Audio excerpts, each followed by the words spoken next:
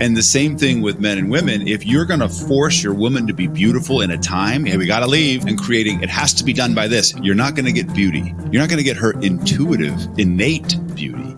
You're going to get something like it. You're going to force her to be another, far more masculine to get that beauty to happen in your time frame as a man. You need to organize yourself and create a container for the women in your life. If you're invoking beauty, you cannot invoke time. You hold integrity anyway and see what shows up. The other thing you find out is the things you can count on people for sometimes just have a back of the hand, right? Like I have a world that is very beauty oriented, right? As far as my home, as far as the way that even small things like how I prepare breakfast, right, is beauty oriented, which lends itself to not necessarily be in the time conversation, right? I'm not necessarily like there's 15 minutes to get beauty and breakfast oriented together, right? So beauty is a very timeless experience. So it makes sense that the front of the hand, the back of the hand would have like, oh, if I love this about this person, there's going to be this other thing about this person, right? Like, yeah,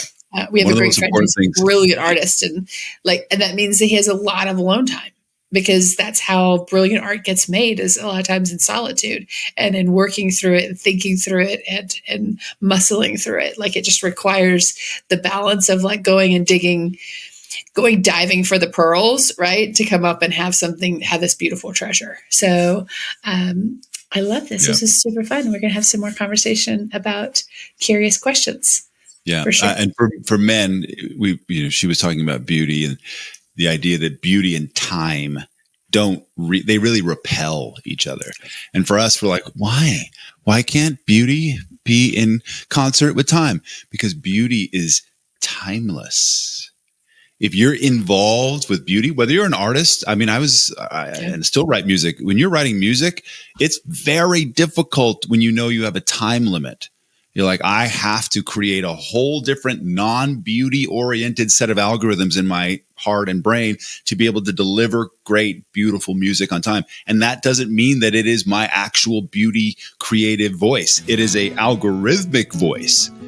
And the same thing with men and women. If you're going to force your woman to be beautiful in a time, hey, we got to leave, or make the kitchen beautiful, we got 2 weeks, or there's a difference between creating safety and creating, it has to be done by this. You're not going to get beauty. You're not going to get her intuitive, innate beauty.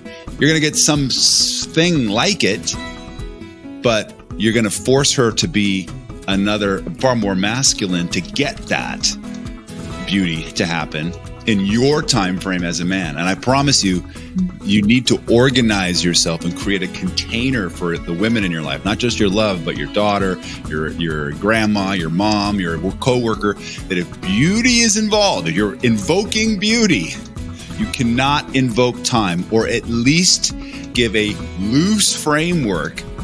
But then as a man, what you do is you hold integrity anyway. You hold it anyway and see what shows up. You don't say, you got 3 more minutes. No, that's not what you do. But as the man, the rock, the masculine, and sometimes women masculine, if you can hold the container for it, it's still going to be within the integrity that we've created. You find magic. And that's maybe a whole nother podcast right there.